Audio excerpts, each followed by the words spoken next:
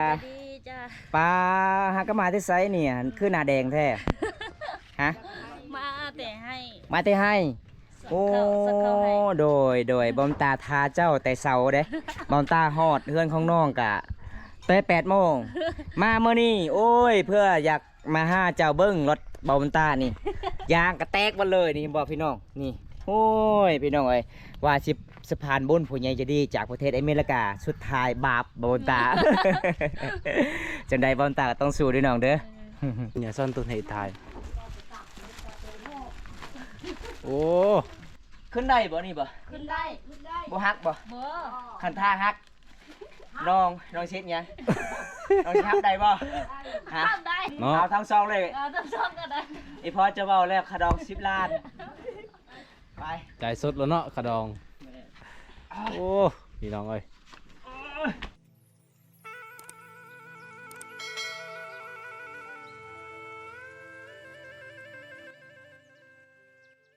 บ่าวบำตากาสิมาเดินทางใกล้พี่น้องเดินทางพุ่นลาพี่น้องไอ้หมู่บ้านพุ่นพี่น้องเอ้ยเห็นบ่ผู้มันจะเป็น40ปลายกิโลพี่น้องเต็มมือน้องขึ้นไปพุ่นได้เพราะว่าใส่น้ำมันรถอีกก็ประมาณ6-70 พันกีบเวลาพี่น้องใส่น้ำมันรถพี่น้องเอ้ยแล้วก็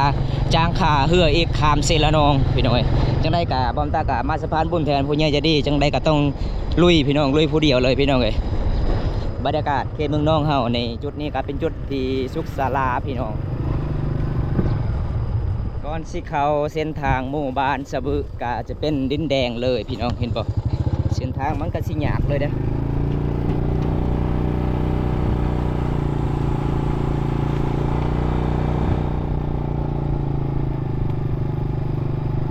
ก่อนสิไปฮอดหมู่บ้านสะบึกต้องข้ามเซละนองก่อนเด้อันนี้จะเป็นหมู่บ้านชาวบ้านแกงอะลองพี่น้องเอ้ยต้องข้ามสะพานก่อนพี่น้องเวลาสิข้ามสะพานนี่ก็กลับไปกลับมาก็ประมาณ20,000 กีบเด้เขาจะเอาเด้พี่น้องเสียไม่ได้แล้วเลยพี่น้องก่อนสิฮอดหมู่บ้านนี้พี่น้องเอ้ยนำเซละนองมาสิคูณลายเลย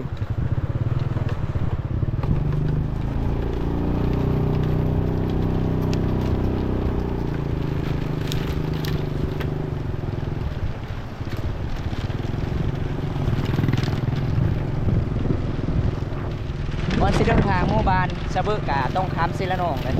ข้ามขั้วไม้ไฟเซละนองแกงอาลองกลับไปกลับมากะประมาณ20,000 กีบเขาจะเอาพี่น้องแล้วก็ใส่น้ำมันอีกกะประมาณ60,000 กีบพี่น้องแต่นี่หอดหมู่บ้านสะบึกกะรวมทั้งหมดกะ80,000 กีบเลยเสียขาตามทางพี่น้องเอ้ยเพราะว่าหมู่บ้านสะบึกก็ยังบ่ทันได้ฮอดเถื่อได้มันไกลเด้พี่น้องเอ้ยหมู่บ้านสะบึกเลยอันนี้ก็เป็นจุดที่หมู่บ้านชาวบ้านแกงอาลองเอาข้ามเซละนองต้องข้ามใต้สะพานไม้ไหลพี่น้องบอกอีกประมาณยังเดือนนึงมันก็สิไปบ่ได้แล้วพี่น้องอันนี้มันก็สิพังหมดแล้วรถใหญ่เขาเจ้าก็ห้ามไปแล้วมีแต่รถจักรเขาเจ้าให้ไปพี่บอกพี่น้อง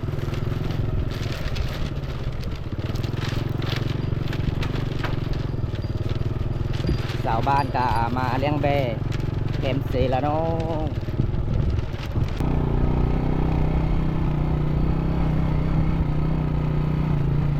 จุดนี้ก็ฮอดบ้านแกงอะลองแล้วพี่น้องบรรยากาศอยู่แกงอะลองเห็นป่ะ10,000เปิดกระจูเศร้าไปกลับเด้อผู้เศร้า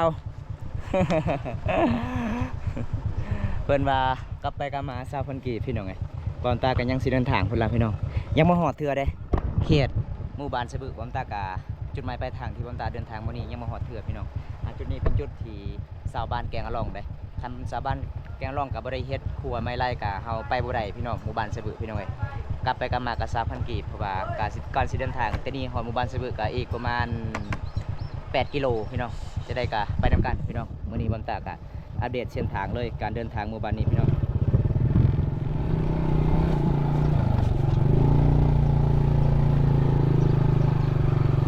เส้นทางมันก็สีหยางในนึงแล้วพี่น้องเลย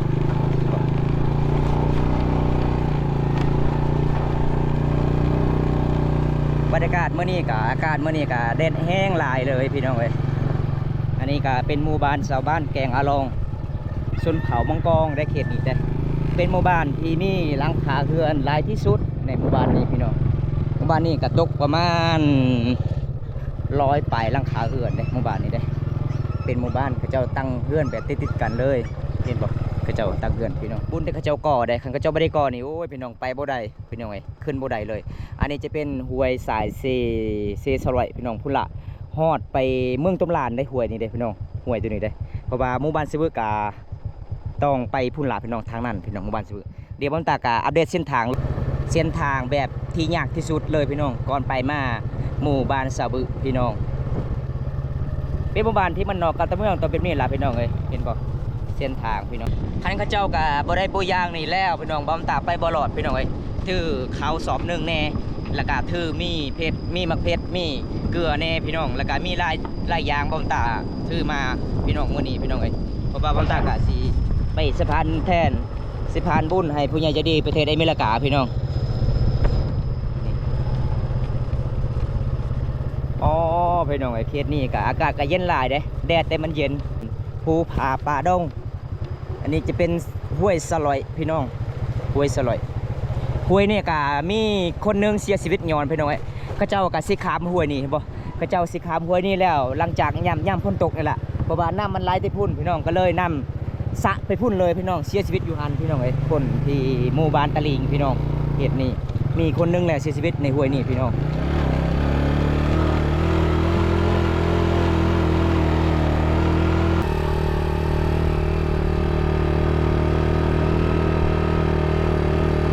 รถขึ้นโมได้เลยพี่น้องเอ้ยว่าเป็นสัตว์เป็นโนดเลยพี่น้องไปโมได้พี่น้องเอ้ย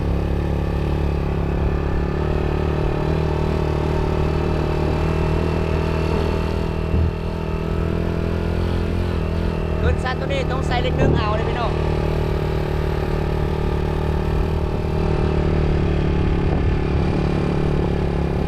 ขันมากเขตนี่มันสิแปลกเลยบ่เฮ็ดให้เขตนี่ต้องเฮ็ดหัวเด้ออมหัวไปพร้อมพี่น้องขันเจ้าบ่ออมหัวไปพร้อมแสดงว่าสัตว์เขากินในให้เขาเจ้าให้ของเจ้าผู้เจ้าของสัตว์ก็บ่ได้รับประกันบ่เขตนี่ก็ละลายคนเขาเจ้าเวลาเฮ็ดให้เฮ็ดสวนต้องออมหัวหมดเด้ตัดไม้ละลายแล้วก็สิมาอ้อมพี่น้องบ่มีมักจับบ่มีตะนางเลยเขตหมู่บ้านนอกกับตัวเมืองอยู่กับตามภูเขาหมู่บ้านสุดแสดนเมืองน้องติดกับเมืองตุ้มลานเมืองพีนมี3แสดนติดกันพี่น้องหมู่บ้านนี้โอ้ยยังใช้วิธีชีวิตแบบเดิมเลยพี่น้องเอาด้วยไม้กองไว้เฮ็ดหัวอ้อมพี่น้อง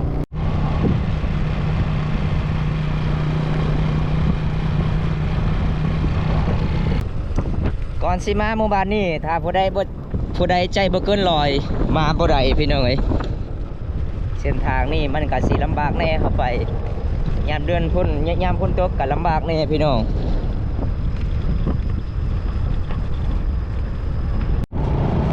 ไก่ปลาพี่น้องไก่ปลาพี่น้องสัตว์ยังหลายอยู่ในเขตนี้พี่น้องเพราะว่าบอมตากะสิมาเขตนี้กะสัตว์ป่ายังหลายพี่น้องอุดมสมบูรณ์อยู่เด้มื้อนี้บอมตากะได้พ่อไก่ป่าตัวหนึ่งพี่น้องเอ้ยบางใหญ่ๆเลยพี่น้องสัตว์ป่ายังหลายเขตนี้อันนี้ก็ชาวบ้านก็เจ้าก็กำลังสิเฮ็ดหัว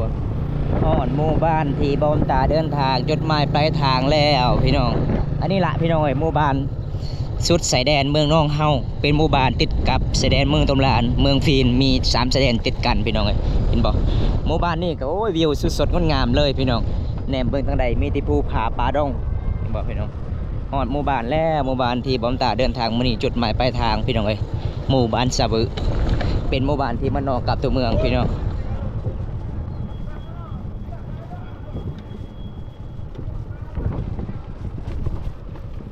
หมู่บ้านนี้ก็มีที่เฮือนแปลนใหญ่ๆได้บางคนก็มีเฮือนแปลนบางคนก็บ่มีเฮือนแปลนพี่น้องเห็นบ่เฮือนเขาเจ้าก็มีที่เฮือนใหญ่ๆเลยพี่น้องฮอดหมู่บ้านที่บ่าวตาเดินทางลามื้อนี้พี่น้องวิวสดๆงดงามเลยหมู่บ้านนี้สุดยอดหลาย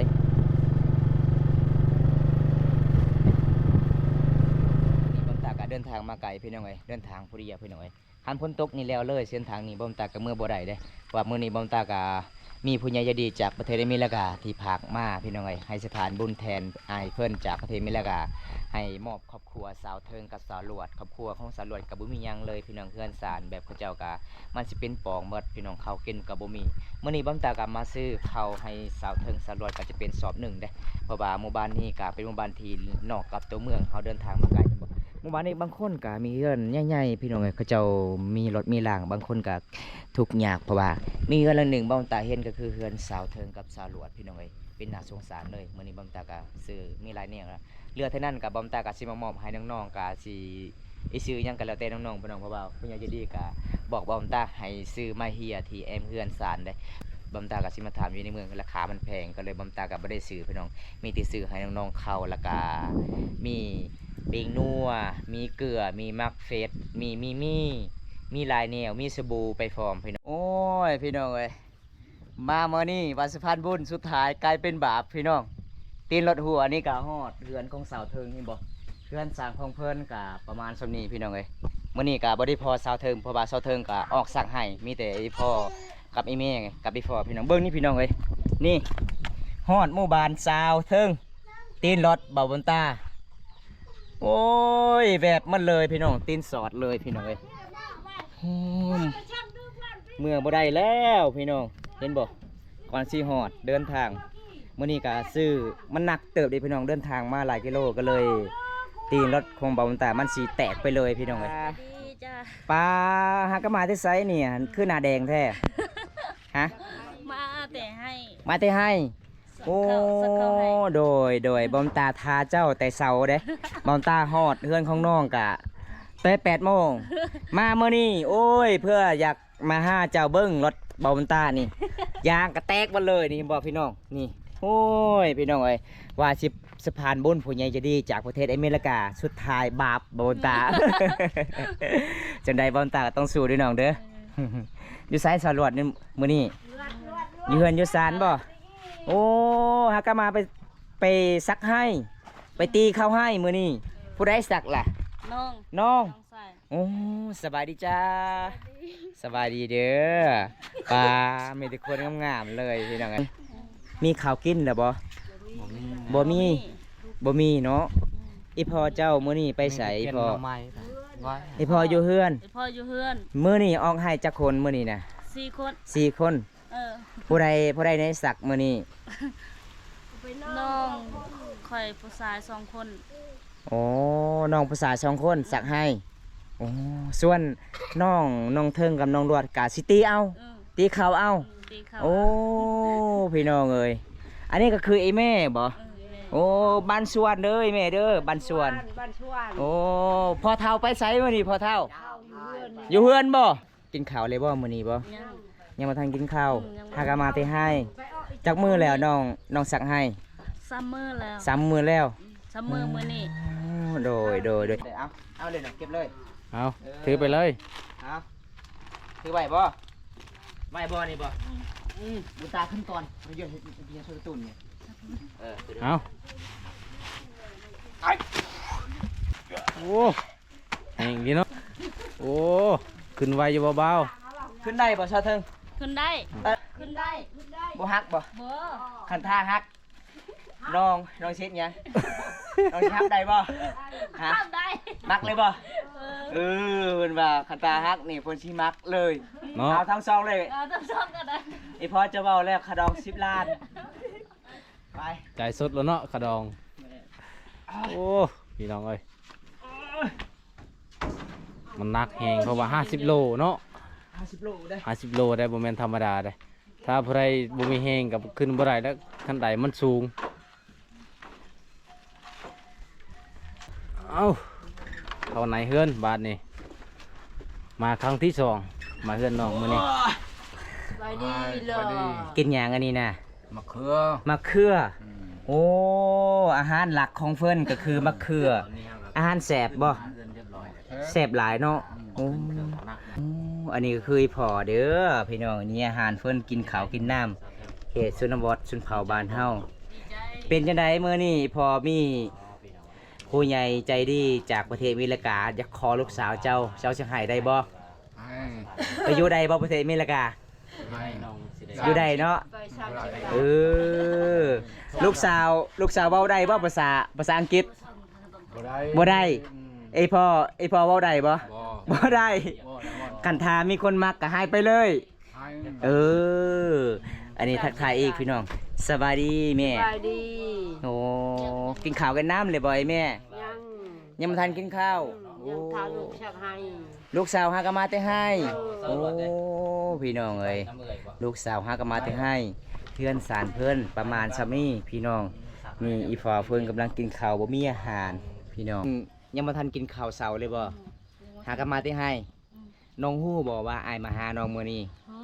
พอได้บอกเจ้า ห้อมบอก สาวห้อม สาวห้อมบอกว่าคอยบอกน้องเขาว่าเจ้าเสร็จไอ้บนตาเลยเจ้าเสร็จทำในไป นั่นรัดมือตอนแรกเขาเลยตอนแรกว่าไอ้บนตาไป อยากมาหาน้อง อืม เออ น้องก็บอกว่าคอยบ่ฮู้คือกัน แม่น้องบ่คือบ่ฟันเลยบ่ว่ามื้อนี้บ่าววันตามาหาน้องมีเครื่องผากจากประเทศอเมริกาบ่ฮู้เลย บ่ฮู้ บ่ฮู้เลยเนาะเพราะว่ามื้อนี้ไอ้มาเยิ้มยามน้องก็บ่มีหยังหลายเด้อเพราะว่าอันนี้จะเป็นผู้ใหญ่จากประเทศอเมริกาเพราะว่าบ่าววันตาทายมื้อนั้นเรื่องของน้องบ่มีหยังบ่มีข้าวกินบ่เอเมว่าบ่มีข้าวกินเนาะปิ้งนัวก็บ่มีเพราะว่าน้องไปซักเครื่องตอนนั้นแพบก็บ่มีสบู่ก็บ่มีก็เลยมื้อนี้บ่าววันตามาซื้อให้แล้วเด้อมีข้าวสอบหนึงข้าวประมาณ50ปลายโลเพราะว่าช่วงนี้ราคามันแพงเนาะน้องเนาะเกลือสบู่แพบแล้วก็มักเฟดเป็นนัวสบู่ไว้ๆเพราะว่าไว้ๆตัวนี้ก็เวลาน้องออกให้เด้อเฮ็ดกินเด้อเพราะว่ามีอาหารแล้วก็เอาไว้ต้มอยู่ให้เห็นบ่อันนี้ไว้ๆนี่ก็ราคาแสนปลายอยู่แล้วเพราะว่าบอมตาซื้อมาหลายมื้อนี้มูลค่าทั้งหมดก็ประมาณล้านปลายเด้ข้าวสอบหนึงมันก็สิแพงแล้วเขาเจ้าขายตก600,000ปลาย700,000นี่ล่ะแม่ขอขอบคุณหลายๆผู้ใหญ่ใจดีจากประเทศอเมริกามื้อนี้ก็บอมตาก็ดีใจแห้งที่เชื่อมั่นบอมตามาสะพานบุญแทนให้มื้อนี้บอมตาก็มามอบอีพ่อและอีแม่แล้วก็สารวดชาวเทิงเรื่องของเพิ่นก็ประมาณสิมีพี่น้องมื้อนี้ซื้อมีหลายอย่างเลยมีข้าวสอบหนึงแล้วก็มีสบู่มีแป้งนัวแล้วก็มีมะเขือพี่น้องเอ้ยจนยังได้แล้วบอมตาแตกเด้หลังจากที่เงินที่เหลือผู้ใหญ่ใจดีให้บอมตาซื้อมาเฮียบอมตาก็สิมามอบเงินก็ที่ผู้ใหญ่ใจดีฝากมาให้เรือที่บอมตาซื้อข้าวเด้อนี่เงินที่ผู้ใหญ่ใจดีให้บอมตาซื้อมาไม่เฮียราคามันแพงพี่น้องเรือที่บอมตาซื้อมาอันนี้มูลค่าก็ประมาณล้านกว่าล้านปลายแล้วพี่น้องเรือที่นั่นกับบอมตากะสีมามอบถึงสาวถึงสาวลวดให้เขาเจ้ากะสิมาจ้างเองตัวนี้พี่น้องเพราะว่าหมู่บ้านของน้องกะคันเขาจ้างเขาเจ้าไปบ่ตัดบ่ ไปบ่ ไปบ่ ไป ไปเนาะคนที่มีรถเนาะเพราะว่าเพื่อนเจ้าบ่มีรถเนาะมันไกลบ่ ใกล้ มันไกลแต่บ้านไหมพ่อ ใกล้ ไกลเนาะโอ้มีแต่จ้างเขาเจ้าเนาะเพราะว่าถ่ายพ่อเฮ็ดได้ตัวนี้ถ่ายพ่อตัดเองกะบ่ต้องจ้างเขาเด้อ บ่ได้เสียเงินเนาะ มีแต่พ่อซื้อเขาวไว้ แม่นๆ เอาไว้ซื้อข้าว ไว้ซื้อข้าว ให้ลูกสาวไปซื้อผู้บ่าวโลดหยอกกันพี่น้องเอ้ยเงินที่เหลือประมาณเท่านี้พี่น้องเอ้ยมื้อนี้บอมตากะสิมามอบถึงมือน้องๆ2คนแล้วพี่น้องเอ้ยเอาเงิน เอ้า ไอ้มอบเลยเด้อ ขอบใจหลายๆ เอ เด้อ อเพราะว่ามื้อนี้อ้ายกะสิมามอบเลยเด้อ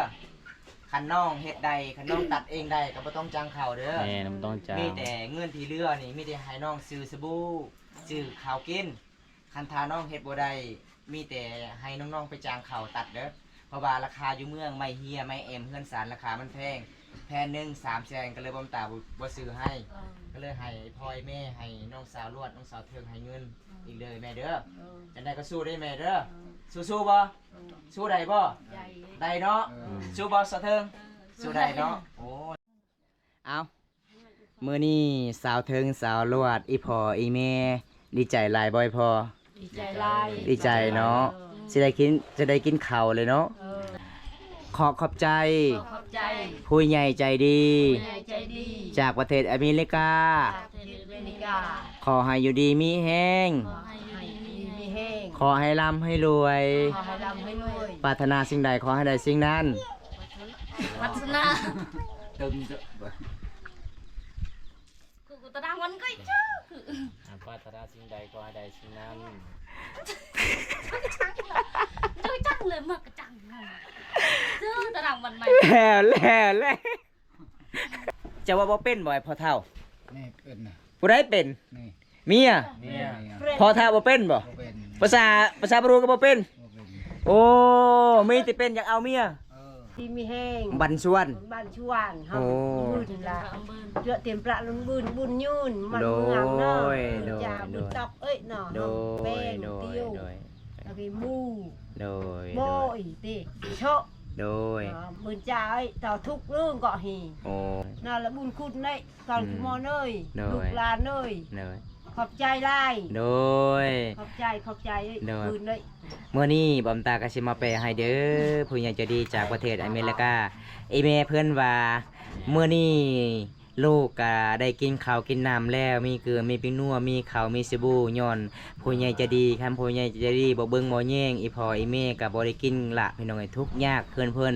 ทุกข์ยากปากมอง ใจแห้ง แม่นเมื่อนี้อีพ่อเพิ่นดีใจหลายจนบ่ออกเลยพี่น้องเอ้ยปกติเฮือนสร้างของเพิ่นก็เขาวกินก็บ่มีได้ไอ้แม่จนให้พี่น้องเอ้ยเพราะว่ามีผู้ใหญ่ใจะดีพากมาเมื่อนี้พ่อไอ้แม่ก็ดีใจหลายพี่น้องขอให้อ้าย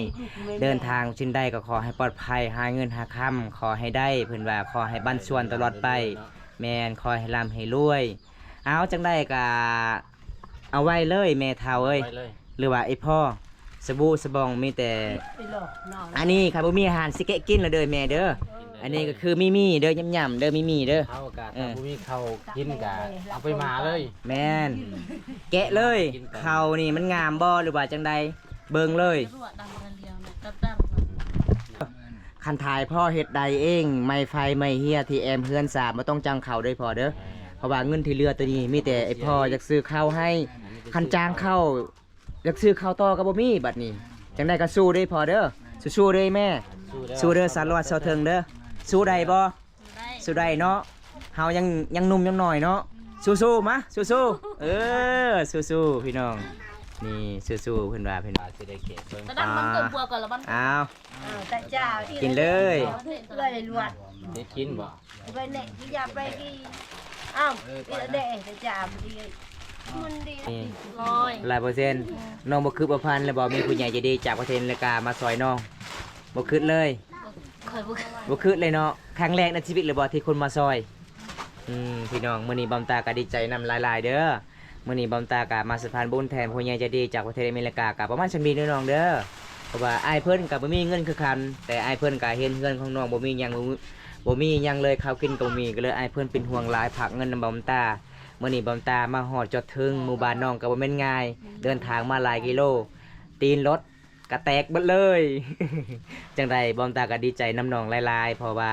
น้องได้กินข้าวบอมตาก็ดีใจหลายเด้อน้องเด้อตอนนี้ไอ้กลับกันเด้อน้องเด้อคลิปนี้ก็ขอจบไว้ที่นี่ก่อนพี่น้องคลิปหน้าก็มาพบมาพ่อกันใหม่ขอกล่าวคำว่าสบายดีราตรีสวัสดิ์บ้านสวนบ๊ายบายบ๊ายบายเด้อแม่เด้อบ๊ายบายเด้อเมื่อกันเด้อบ้านสวนเด้อ วานมา บ๊ายบาย แห้งเด้อ โดยสิปิดไว้สำนี้ก่อนพี่น้องเอ้ยเมื่อนี้บอมตาก็มาสะพานบุญแทนให้ผู้ใหญ่ใจดีจากประเทศอเมริกาเมื่อนี้ก็ขอขอบใจละลายผู้ใหญ่ใจดีจากประเทศอเมริกาที่เชื่อมั่นบอมตาเมื่อนี้กับบอมตากามามอบมือน้องๆแล้วพี่น้องเอ้ยเงินที่เรือบอมตาซื้อข้าวซื้อปิ้งนัวซื้อเกลือซื้อบักเฟสซื้อสบู่พี่น้องแล้วก็ให้น้องๆก็ไปใส่เองพี่น้องเพราะว่าบอมตาก็อยากซื้อไม้เฮียแอมเฮือนแอมสาดมันราคาแพงแพนหนึงประมาณ300,000ก็เลยบอมตาบ่ได้ซื้อพี่น้องเลือกเท่านั้นก็ให้น้องๆก็ได้ซื้อข้าวอีกเพราะว่าเงินน้องก็ประมาณนี้ล่ะพี่น้องพวกนี้บอมตาก็มาบอกไอ้พ่อไอ้แม่เพิ่นว่าสิไปตัดเองได้ใหม่ก็เลยบอมตาก็บ่ได้ซื้อไม้เฮียพี่น้องจังได๋บอมตาก็สิปิดไว้เท่านี้ก่อนพี่น้องคลิปนี้ก็ขอจบไว้เท่านี้ก่อนพี่น้องคลิปหน้าก็พบกันใหม่พี่น้องขอกล่าวคำว่าสบายดีบันสวนบ๊ายบาย